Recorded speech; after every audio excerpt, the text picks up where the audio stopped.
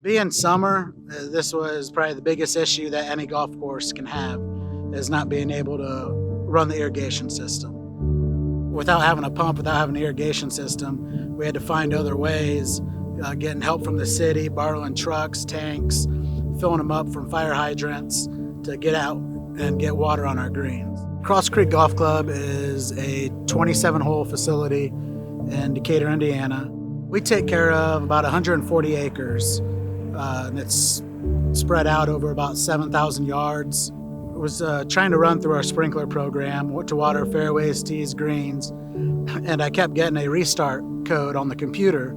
And we come to find out there was lightning in the area one night, and that took out our motor.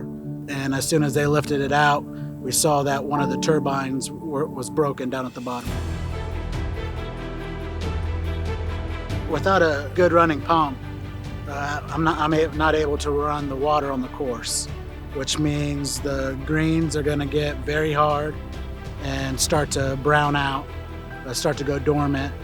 And if it's like that too long, then the grass dies, and I start losing grass on greens, then we're going to start losing golfers too. With this new vertical line shaft, I'm hoping that on our part, it'll be very efficient.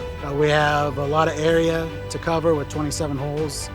And I think with this new one, it should be able to give me the pressure to be able to water the whole golf course.